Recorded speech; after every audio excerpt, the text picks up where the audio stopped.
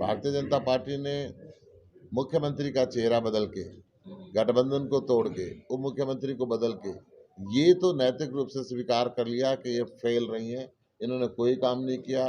परंतु जनता चेहरा नहीं, सरकार बदलना चाहती है। इन्होंने नायक बनाया नायब सिंह को, जो गायब सिंह रहते हैं, क्षेत्र की जनता के बीच में नहीं जाते। वो नायब सिंह जिन्होंने अपनी धर्मपत्नी को जिला पार्षद का चुनाव लड़ाया सांसद रहते हुए और चौथे स्थान पे आए।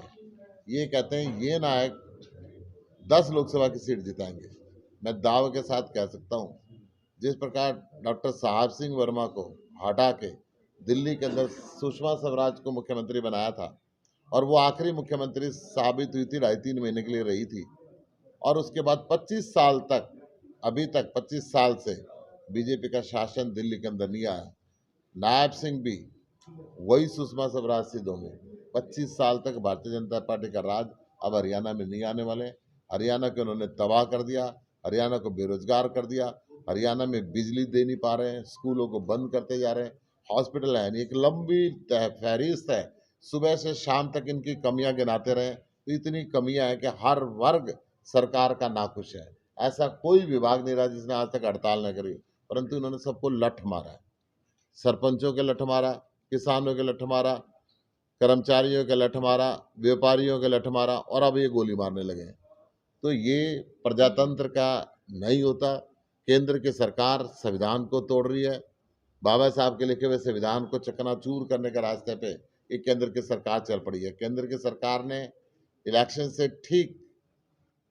नोटिफिकेशन से ठीक 1 हफ्ते पहले मुख्य चुनाव आयुक्त को बदल के अपनी मनपसंद मुख्य चुनाव आयुक्त को लगा के सुप्रीम कोर्ट के फैसले को पलट के ये सिद्ध कर दिया कि ईवीएम में फिर हेराफेरी करना चाहते हैं। इनकी वोट चोरी जो चंडीगढ़ के अंदर पकड़ी गई थी, परंतु जितनी मर्जी सेटिंग कर लें, अब कुरुक्षेत्र की जनता मन बना चुकी है यहाँ से बदलाव के लिए। कुरुक्षेत्र से जब महाभारत का युद्ध हुआ था तो एक युग का अंत हुआ था। मुझे पूरा विश्वास है कुरुक्षेत्र से शुरुआत होगी, भारतीय जनता पार्टी के युग का समाप्ति होगी और इंडिया गठबंधन का युग आएगा। हिंदुस्तान के अंदर, पूरे हरियाणा के अंदर, हरियाणा में 10 के 10 सीटें इंडिया गठबंधन के जीत रहे हैं। कुरुक्षेत्र के अंदर जहाँ मैं बात करता हूँ, मुझे एक बात याद आती है कि एक जो महिला कपड़ा खरीदने के लिए दुकान पे जाती है तो कपड़ा खुलवाती है, फिर कहता है ये पसंद नहीं, दूसरा ये पसंद नहीं, दूसरा ये पसंद नहीं, दूसरा। भारतीय जनता पार्टी ने भी अनेकों चेहरे सोशल मीडिया के माध्यम से कुरुक्षेत्र के अंदर उतारे और कुरुक्षेत्र की जनता ने कहा नहीं, ये भी फेल, ये भी फेल, ये भी फेल।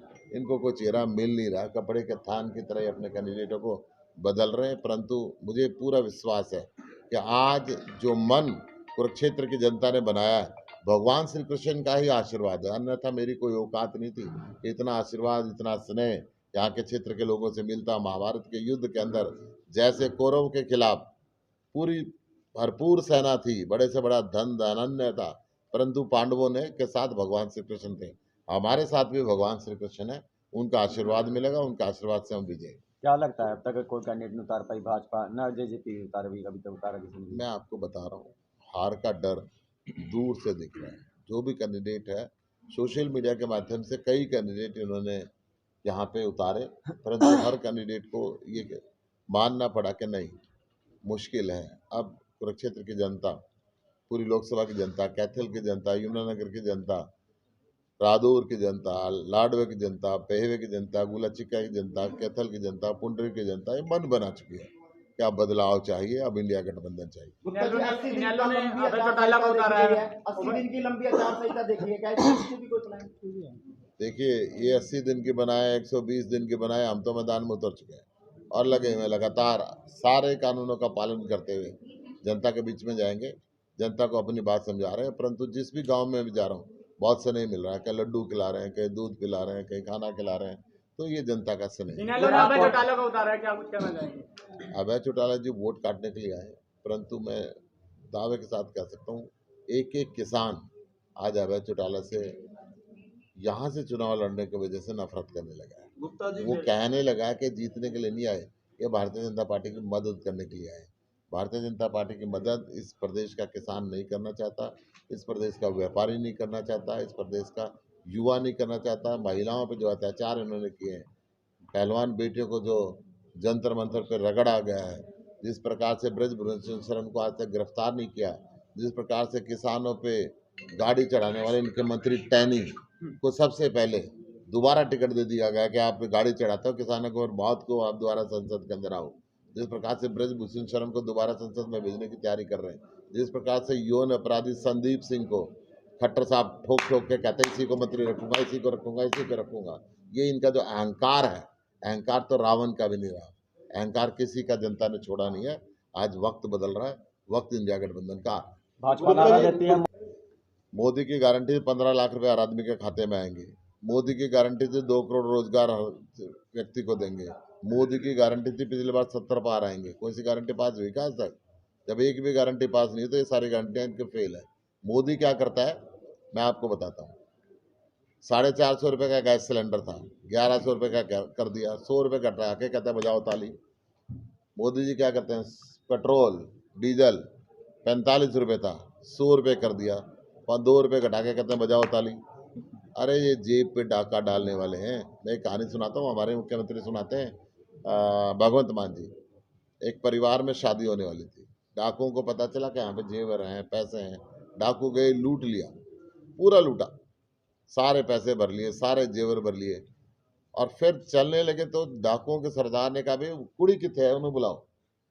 लड़की आई डरते डरते, सहमी हुई आई, 1100 रुपये जेब में से निकाले, पुत्र सगन ले तेरी शादी है।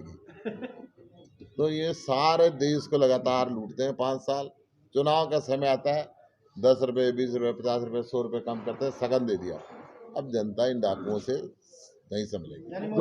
गुप्ता जी मैं कह रहा हूँ भारतीय जनता पार्टी ने डाका डाला है। जब पूरी दुनिया के अंदर पेट्रोल और डीजल सस्ता हो रहा था तो यहाँ पे महंगा हो रहा था। सारी दुनिया के अंदर जब अनाज रसोई गैस सस्ती हो रही थी तो यहाँ महंगा हो रहा था। आज मैं आपको ये बड़ी स्पष्ट बात कह रहा हूँ, जो सुप्रीम कोर्ट ने इनका भांडाफोड़ किया है इलेक्ट्रल बॉन्ड के माध्यम से, जो इन्होंने चोरी की है इलेक्ट्रल बॉन्ड के माध्यम से, जो इन्होंने चंदा लेकर डाका डाला है, पब्लिक के हजारों करोड़ रुपए माफ कर दिए, खुद चंद करोड़ रुपए भारतीय जनता पार्टी के खाते में लेके। तो ये डकैती है, बहुत बड़ी डकैती है। भारतीय जनता पार्टी ने डकैती मारी है और सुप्रीम कोर्ट ने उस डकैती को एक्सपोज किया है। गुप्ता जी अपनी नीति है। कभी वो मुख्यमंत्री को कहते हैं कि स्कूटर पर मेरे साथ चलता था, मेरे साथ समय गुजारता था, पहली रात को उसकी तारीफ करते हैं, अगली रात को उसकी बेइज्जती करके 1 मिनट में हटा देते हैं, कोई मौका नहीं देते। सर्वश्रेष्ठ जो इनके कोई रहे हो, कहते हैं भाई 5 बार के विधायक रहे, 7 बार के विधायक रहे, 6 बार के विधायक रहे, उनको चुपचाप करके घर में बैठा देते हैं, नए नए व्यक्ति को कोई जिम्मेदारी दे देते हैं। तो ये तो भारतीय जनता पार्टी का पर्सनल मामला है, इसके अंदर मेरा कुछ भी कहना उचित नहीं है। गुप्ता जी आयुष्मान भारत योजना का रेट डॉक्टरों का कहना है बहुत कम है। फिर वो आयुष्मान भारत योजना एक धोखा है, उसमें पैसा देते नहीं है। ये लगातार डॉक्टर परेशान है। अब डॉक्टरों ने उसको बंद कर दिया है। कम से कम चुनाव के मौके तो तुम उनको पैसा दे दो, बाद में तो तुम देते नहीं। आज चुनाव के मौके तो कम से कम दे दो। तो जी आपने मुक्त सरकार, भ्रष्टाचार मुक्त सरकार, जाति और धर्म की बजाय काम के नाम पे काम करने वाली सरकार, सबको साथ लेकर चलने वाली सरकार, महिलाओं का सम्मान करने वाली सरकार, किसान का सम्मान करने वाली सरकार, युवा का सम्मान करने वाली सरकार, व्यापारियों का सम्मान करने वाली सरकार। ऐसा प्रशासन देंगे जैसे हम दिल्ली और पंजाब के अंदर 24 घंटे बिजली देते हैं, फ्री देते हैं, 24 घंटे पानी देते हैं, फ्री देते हैं। दुनिया के सबसे बेस्ट स्कूल हमने बनाए, दुनिया के सबसे बेस्ट हॉस्पिटल हमने बनाए। हम मिलकर इंडिया गठबंधन की टीम भारत को विकसित भारत बनाएगी। सर जिस प्रकार से आप जनसंपर्क अभियान बहुत दुखी हैं। मैं बड़े विश्वास के साथ कह सकता हूं कि जितना जो भारी जन समर्थन मिल रहा है, ये जनता परेशान है, जनता बदलाव चाहती है, एक एक घर बदलाव चाहता है। मैं बड़े बुजुर्ग 80 90 साल की महिलाओं के बीच के अंदर बैठा, आंसू आ जाते हैं कि एक बेटा था, अब नौकरी ना मिलने की वजह से विदेश जा रहा है, मेरी देखभाल कौन करेगा, जमीन बेच के पैसे उसको दे दिए, मेरा बुढ़ापे का सहारा कौन बनेगा, उसको वहाँ कुछ हो गया, गोली चल रही है, उनके बीच के अंदर वो जा रहा है, मेरा सहारा कौन बनेगा। मतलब ये आंसू आते हुए बुजुर्ग महिला की मैं बात बता रहा हूँ। आज परिवारों के अंदर नशा फैल गया है। नौजवान बच्चे 21 22 साल के बच्चे नशा लेके इतने गंभीर स्थिति के अंदर पहुंच गए कि परिवार दर्द से करा रहा है। कि अगर इसको नौकरी मिल जाती तो ये नशे में नहीं जाता, इसकी शादी हो जाती। बच्चे कुंवारे रह रहे हैं। पिछले चुनाव में इन्होंने घोषणा की थी कि आप हमें वोट दो, हम शादी कराएंगे। शादी तो नहीं कराई इन्होंने, रांडा पेंशन बांध दी। अरे बच्चों को रोजगार दे देते, काम दे देते, पेंशन बांधने की क्या जरूरत थी। तो आज ये जो स्थिति है गांव के अंदर, बहुत खराब स्थिति। धन्यवाद। हरियाणा मंत्रिमंडल का ये तो भारतीय जनता पार्टी का टेम्परेरी मंत्रिमंडल है जी। टेम्परेरी मंत्रिमंडल में जो मर्जी विस्तार कर लो, जिस मर्जी का ना करो, फर्क क्या पड़ता है। 2 महीने का मंत्रिमंडल है, उसके बाद तो 2 महीने से पहले इनका जो मुख्यमंत्री है करनाल में हारने वाला है। 25 मई को सामने सबके सामने आ जाएगी।